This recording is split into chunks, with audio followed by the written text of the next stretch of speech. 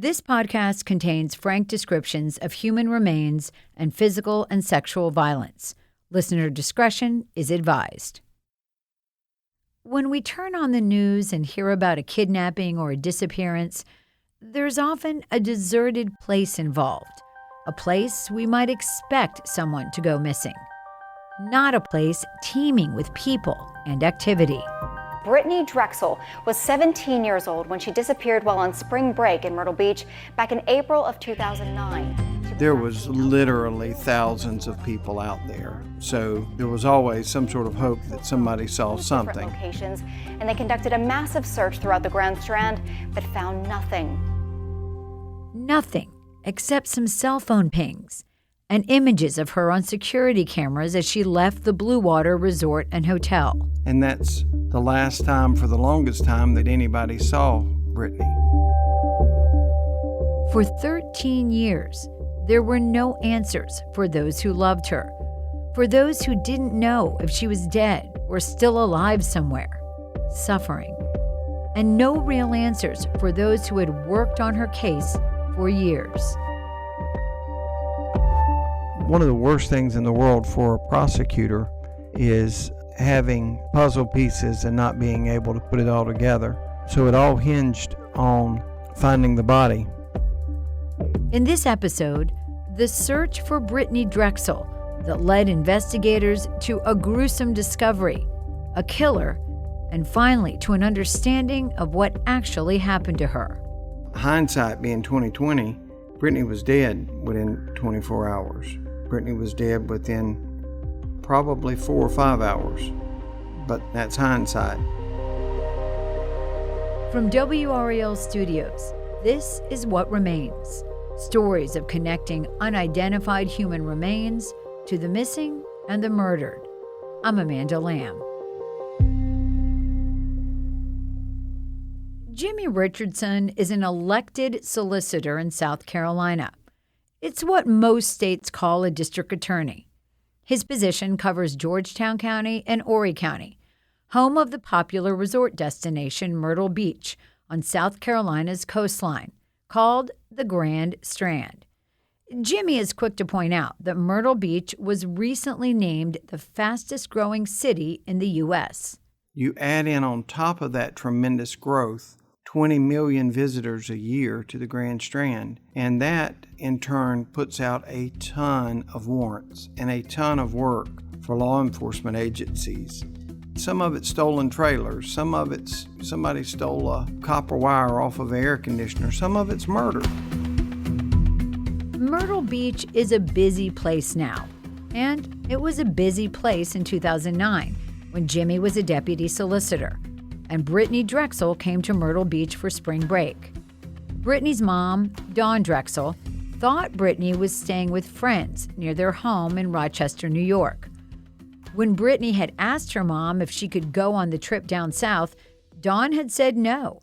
According to an exclusive interview with ABC News, Dawn says she told Brittanee, quote, "There's no parental supervision, and something's going to happen." Jimmy Richardson says teenagers coming to Myrtle Beach without parental permission isn't all that unusual, and that when Brittanee went missing, she wasn't doing anything unusual either. Brittanee had walked, and this happens all the time at spring break. Kids will walk from one motel to the other, little room parties. She left her friends from New York and walked down to meet some new friends. It was just a few blocks away from the hotel that she was staying at. She was in communication with her friends the entire time. There came an argument. I think Brittanee had worn one of her friend's shirt, and that girl said, "Hey, that's the only thing I've got ironed to use tonight, so I'm gonna need you to come back and bring me my shirt." Brittanee did head back to her hotel, but when she didn't show up, her friends got concerned. Brittanee also wasn't responding to her boyfriend back home in New York. Drexel was last seen outside the Blue Water Resort on Ocean Boulevard. After her boyfriend's last text went unanswered, he contacted her mom, Dawn, who then called police.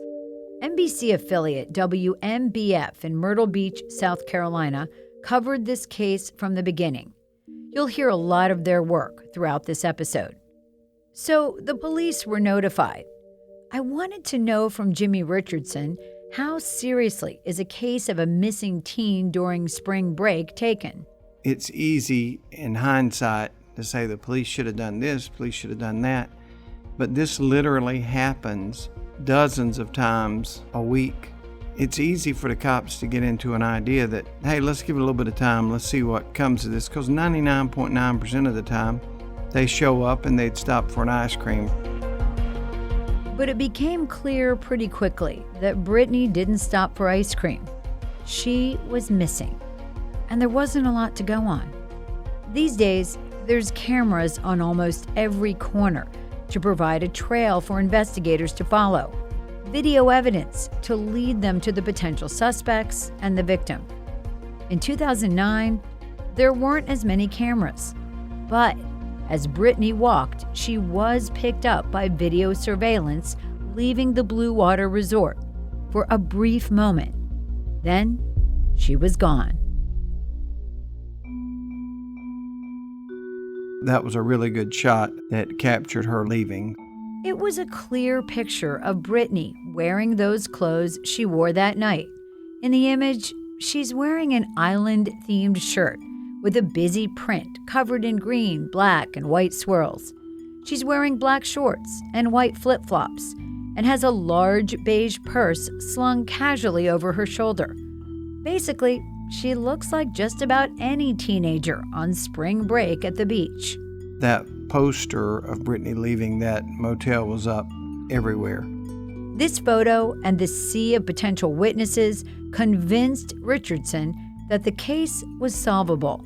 But it didn't happen quickly, and it didn't happen without false accusations causing irreparable harm to an innocent man and his family. And when investigators did solve the case, it happened because of a tip from an unlikely source. That's after the break.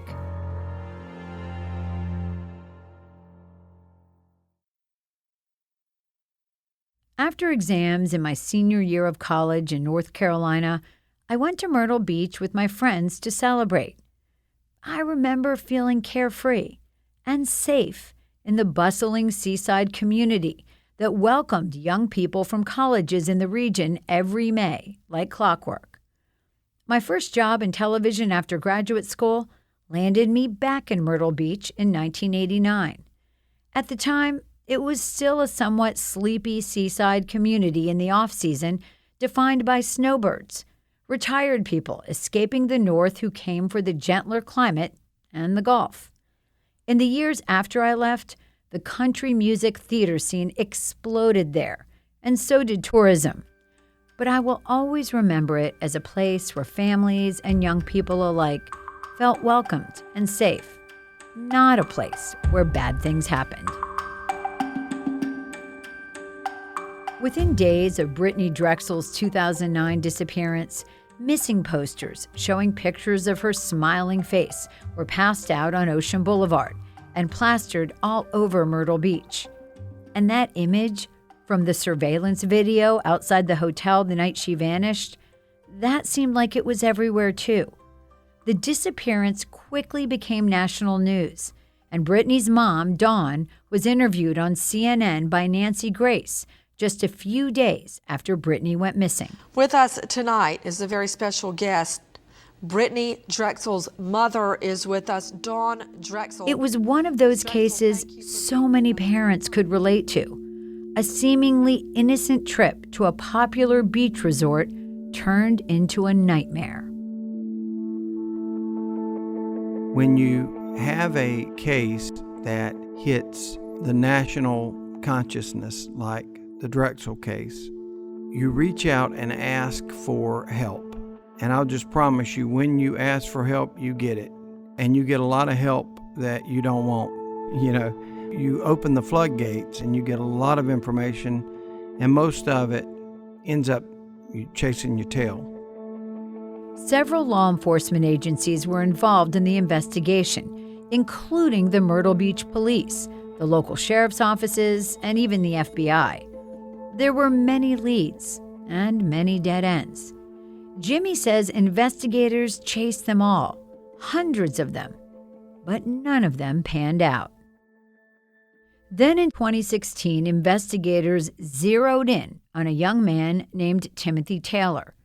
A jailhouse informant had told investigators that Brittanee was kidnapped, gang raped, shot, and then thrown into an alligator-infested swamp about 60 miles south of Myrtle Beach. The informant told investigators he saw Taylor sexually abusing Brittanee and believed Taylor was involved in her murder. It turned out the informant had lied, but during the investigation, the FBI had publicly disclosed Taylor's name and the details of the accusations, and many media outlets ran stories about it. The years-long fight against accusations, false accusations, and the media frenzy that ensued us has traumatized us, affecting every aspect of our lives. It has publicly questioned without reason our family's character, and it has shaken us to the core. Timothy's mother, Joan Taylor, spoke for the family earlier this year at a press conference. Timothy was 16 years old when Brittanee went missing. Timothy and his family are Black. Our family stood by him and consistently spoke out against the false accusations that too often are directed at people who look like us. An age-old story in America. Today I stand here surrounded by family and close friends and speak on Timothy's behalf because my son has endured enough. Yes. Timothy Taylor was never charged. In the ongoing search for Brittanee's killer, investigators still didn't know where to look for Drexel's body. In most murder cases, you have two gold mines for evidence, two places that crime scene looks, where it took place and the body.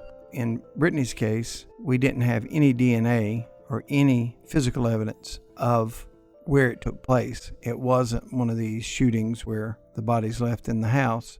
You can look there.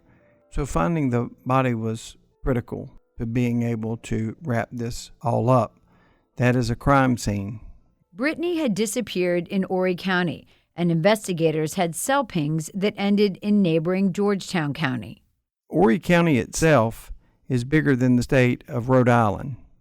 That's a huge landmass. Georgetown is a big, long, rectangular county. So it's two huge counties. So how did investigators finally find the body? There was one tip that made a difference. When I spoke to Jimmy in July, they had made a long-awaited arrest in Brittanee's murder. But it was early in the case. It was still going through the court system. And as a result, he couldn't give me all the details. So he explained it like this. You think of an octopus with 8 tentacles. This is one of those tentacles. Sometimes the police will go down one of these other arms and it'll end nowhere. When we really dug down into this one, it led us to an informant that was able to tell us exactly where the body was. All of the details of it, which I really want to be able to talk to you, but I like having a law license too, so some of that will have to wait. He couldn't tell us who the informant was, but he could tell us that they pointed investigators to land in Georgetown County. It was land that was supposed to be a new township in the 2000s, but then didn't get developed because of the 2008 financial crisis. The roads were still dirt, and trees were growing across them.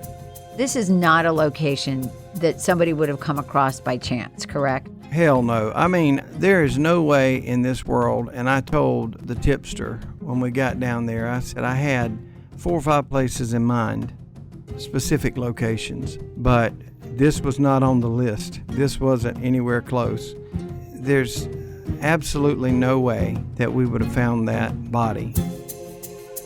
After the break, finding Brittanee's body and a shocking admission.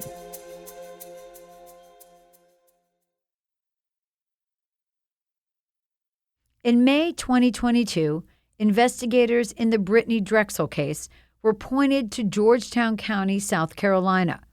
a largely rural area between Myrtle Beach and Charleston. When they arrived at the site, they knew they had to be careful to preserve evidence. Digging up a body in a murder case can be a painstakingly slow process. They don't just jump in there with a track hoe. It takes forever, almost like anthropologists in there. They were literally scooping away dirt, and then somebody would go in with a much smaller trowel and rake away dirt. I saw the chief of police down in the hole. When you see them out there in South Dakota finding the T-Rex, they don't dig it up in no time flat. They're down there with basically spoons, digging out dirt piece by piece, trying to keep it all together, stopping and photographing. And in our case, we had to use sump pumps because we were below the water table, keep pumping water out of the hole. Shortly after investigators began digging in the area, the cat was out of the bag. There was no way to keep it quiet. People start to talk, neighbors. It's just hard to keep that secret. So we were up against the clock, and it's not necessarily that anybody was out flapping their lips, but it doesn't take much because especially our local media, are all over it. And we literally found the bones before daybreak, and the next morning they had drones up over our area. So we may have beaten the media by 3 hours, 4 hours. Starts with breaking news. Good evening to you. It is 6 o'clock. I'm Eric Weisfeld. And I'm Rachel Bogle. We start off with breaking news tonight. Multiple sources telling us new information is expected to be released soon regarding the case of Brittanee Drexel, a teenager who disappeared. It's still unclear what exactly will surface regarding this case that's received national attention, but our sources have all told us that new details are imminent. But there was still more work to do before they felt comfortable revealing details of the case. Even though the tipster told them the skeletal remains belonged to Brittanee, they needed to confirm it through dental records and DNA. Thankfully, they were able to get that confirmation quickly. Then, Jimmy had one very important thing to do: to call Brittanee's mom, Dawn Drexel, and give her the news.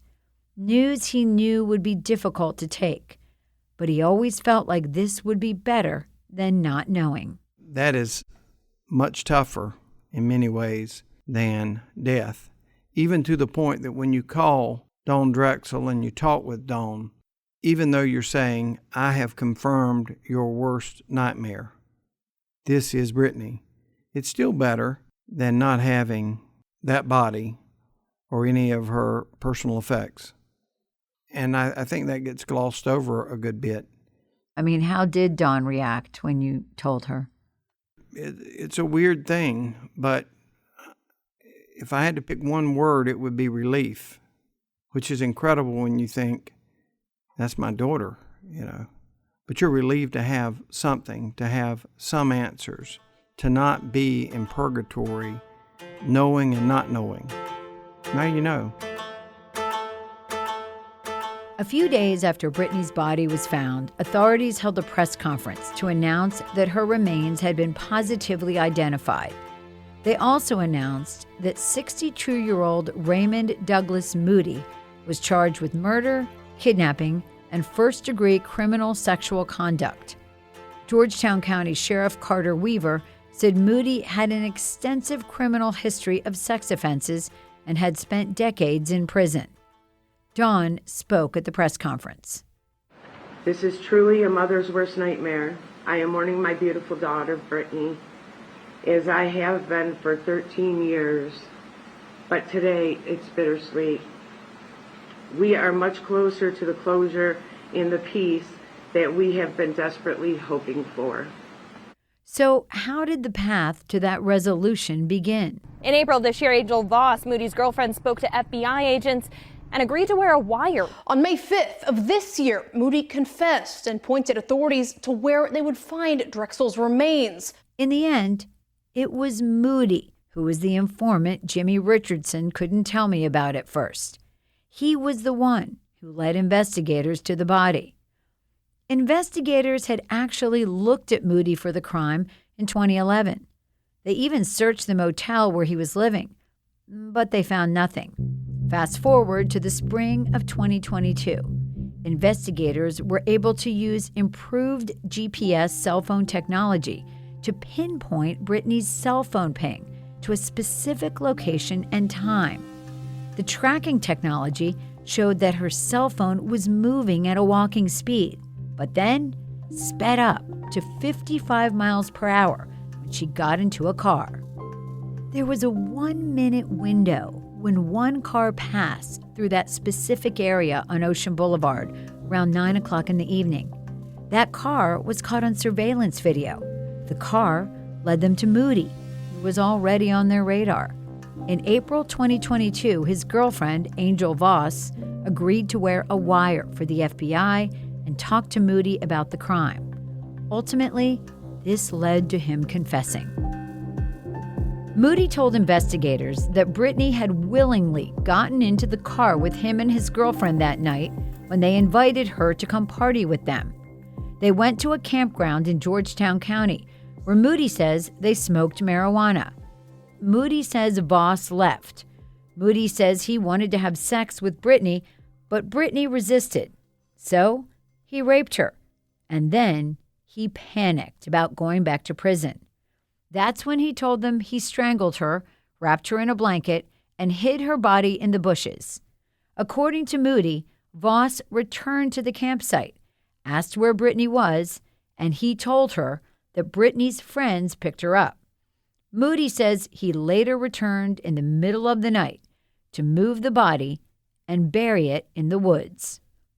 This story of what happened to Brittanee was finally revealed in open court on October 19, 2022, the day Moody pled guilty to kidnapping, rape, and murder. Angel Voss was not charged with a crime. According to WMBF, Solicitor Jimmy Richardson indicated he believes Voss had more involvement in the case, but also said, quote, "You have to make a deal with the getaway driver to get the armed robber." Brittanee's family still disputes Moody's version, saying they don't believe she would have gotten into the car willingly. Moody was sentenced to life in prison without the possibility of parole. He apologized for what he did during the hearing. I don't have the words to express how horrible I feel. And I've felt ever since that day very, very sorry.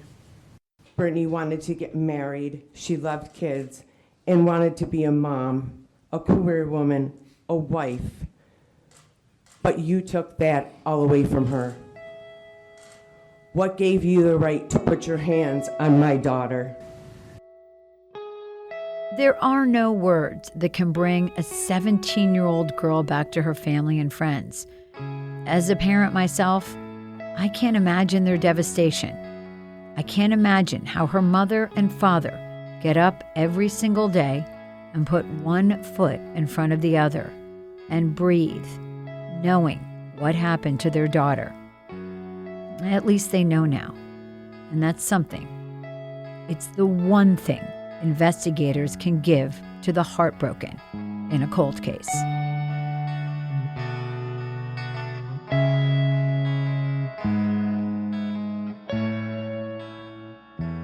A special thanks to our affiliate WMBF for allowing us to feature their ongoing coverage of Brittanee's case in this episode. The best way you can support us is by listening and sharing What Remains with your friends. Rate and review us in your podcast app. Today's episode was written and hosted by me, Amanda Lamb. It was produced and edited by Rachel McCarthy, with final mix by Doug Miller. Zenobia Dowdy edits our episode transcripts, which can be found on our website, whatremainspodcast.com. That's also where you can find links to our social accounts, where we share photos of the people from each episode. Our director of podcast operations is Anita Normanley, and our executive producer is Ashley Talley. Thanks for listening.